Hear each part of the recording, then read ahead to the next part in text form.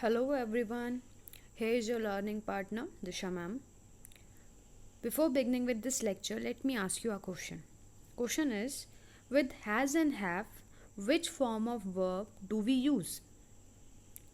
Answer this in comment box. Alright, so let's begin with today's lecture. Today's lecture is about this poetry, that is The Heart of the Tree, which has been written by Henry Kyler Burner. Well, we all know trees play very important part in our life. Without trees, we cannot even imagine our life, right? Without trees, we cannot even imagine our beautiful surroundings, right? So let's see what Henry would like to say. So here goes this poetry, and the poetry is starting with a question. And the question is, what does he plant who plants a tree? Poet is asking this question, that the person who is planting a tree, what is he actually doing? Now the poet is himself asking this question and is himself replying it. First line, he plants a friend of sun and sky. Firstly, poet says that tree is the friend of sun and sky. How? Imagine a plant when it will start its growth. What it will do? It will start moving towards sky. It will start moving in the direction where sunlight is. Alright, because from sunlight only that plant is taking its food. Right? Next reason, it takes in carbon dioxide from the air and releases oxygen. Trees absorb sun's heat and protect us from the scorching heat. It is actually a part of photosynthesis. So definitely they are way good friends. Trees, sun and sky. Right? Next, he plants the flag of breezes free. Now in this line, there is comparison between the flag and the tree. Imagine a flag and a tree. What will a flag do when breeze will blow? Air will blow or wind will blow, right? What it will do? It will start moving with the air. It will start moving, or we can say it will start fluttering with it, right? And what will the leafy branches of the tree will do? Those leaves will also start moving, or will also start fluttering with the wind, with the breeze. So that's why comparison is made over here.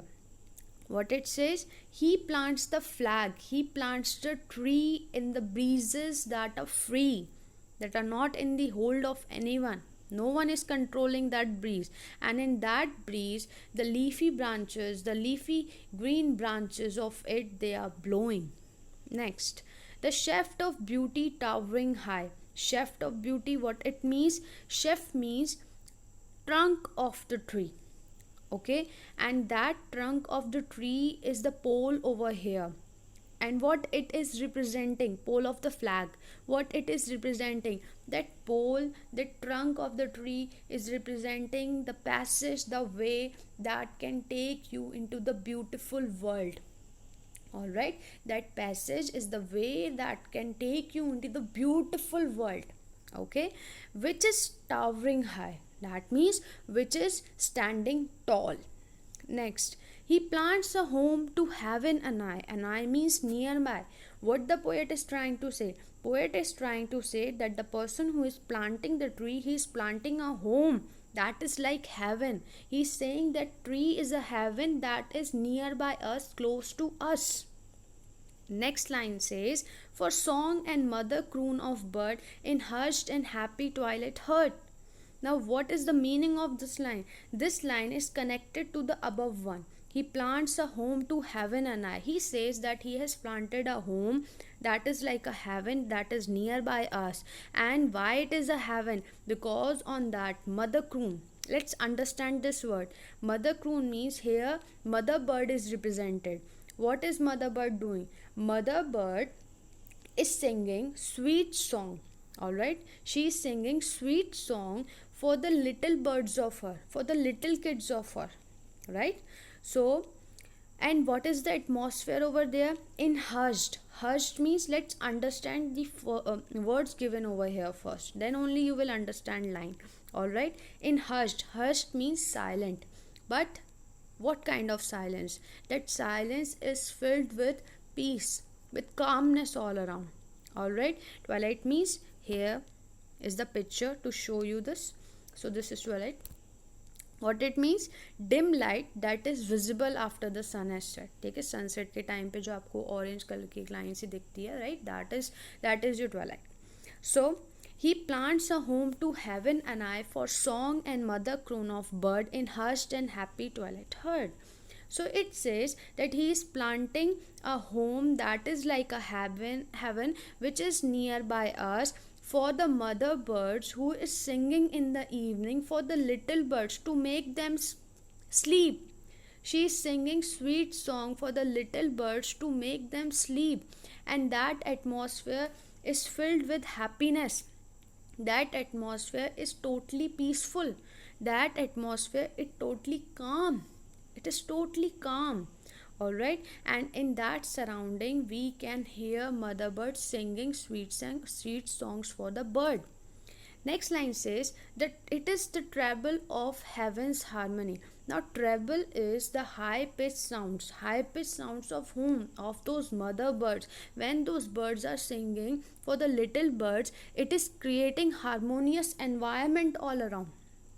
It is, we can say that it is a message of that heaven, of that tree. The tree is represented like a heaven, so that heaven is spreading out the message all around, that there should be peace, there should be calmness all around.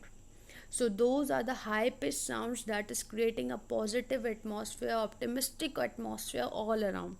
And the poet says that these things he plants who plants. This is the next paragraph, second paragraph. Again question is there. What does he plant who plants a tree?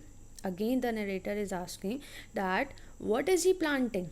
Then again he is answering it. He answers like, he plants cool shade and tender rain. Now how? Cool shade and tender rain. Cool shade during hot summer, and tender rain emphasizes on the ability of trees in tackling soil erosion. All right. Without trees, soil will not get its fertility, because trees are the main reason of attracting rain. And various certain processes are there in which tree plays a very important role. So that's why it is said over here, he plants cool shade and tender rain, and seed and birds of days to be. Now the word over here is seed and bird. So what seed and bird is representing? Seed and bird is representing promise of life and potential for growth. Okay. And days to be means future, the days that will be coming. So what is he doing who is planting a tree? He is planting seeds and birds. That means he is representing promise of life. The tree is representing promise of life and potential for growth for the days that will be coming. All right. And years that fade and flush again. Now here, fade and flush again. Here years represent the growth of the trees, that yes, trees will also die one day, but the seeds that they have given, they will sprout. The birds they have given, they will bloom, and they will again flourish. They will again give all that what that tree was giving. All right. And seed and birds of days to be, and years that fade and flush again. That means the time would pass silently, but the tree would remain there through the seeds producing new trees. Next line. He plants the glory of the plain. Now just consider a deserted area. In that deserted area, there is nothing to see that can give you calmness. Now in that plain area, in that deserted area, just imagine you have planted trees. Will it become peaceful for you? Will it become a happy watch for you? Yes, obviously. Whenever we go in forest, whenever we see greenery, it gives soothing feeling to us, right? So what is he doing? Whosoever is planting a tree, he is planting the glory of the plain. Next, he plants the forest heritage. Forest heritage. First of all, what is the meaning of heritage? Heritage means anything, the tradition, qualities, culture of a country that existed for a long time and have great importance for the country. So are the trees. Without trees, a nation cannot proceed, right? So that's why he is saying that he is planting the forest heritage. Can forest be called forest if there will be no trees? Obviously not, right? So that's why trees are the very important part of our heritage and we should conserve them. Next, the harvest of a coming age, the joy that unborn eyes shall see. Now the poet is saying that trees are the harvest of the coming age. How? Because what is harvesting time? First of all, harvesting time is that time of the year when grains, fruits, etc. are collected. Okay आपने सुना होगा फसल काटने का समय, उसी को बोलते हैं harvest time. So the harvest of a coming age. Now, what does it mean? That means from the trees we are gathering crops, we are gathering fruits and several eatables. They will feed whom? Not only us, but also the coming age, our future generation, right? Next, and that is the joy. If we will maintain trees, forest, and all those wildlife sanctuaries and all, right? These are the joys that unborn eyes. What is the meaning of unborn eyes?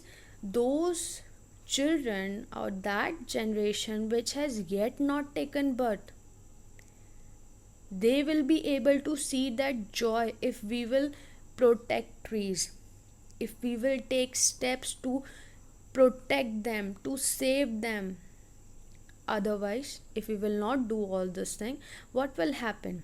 Definitely this life cycle is going to end very soon. We all know what are the harmful effects of it, right? So these things he plants. Who plants a tree? Next paragraph and the last paragraph of this poetry says, what does he plant? Who plants a tree? Again, narrator, our poet, is asking this question that what that person is doing who is planting a tree. Again, poet is himself answering it. He says, he plants in sap and leaf and wood. Here, sap, leaf and wood is tree only. Okay, he has just used another words to represent a tree. Here, he is representing every part of it. Okay, he plants in sap and leaf and wood in love of home and loyalty. Now poet is saying this thing that the person who is planting a tree, he is doing out of love for the home. He is showing loyalty towards the nation, towards the place, towards the land wherever he is living, and far cast thought of civic good. That person is really thinking about everyone. He is even thoughtful for the future, for the good of people and for the future also. He is thinking, he is visionary.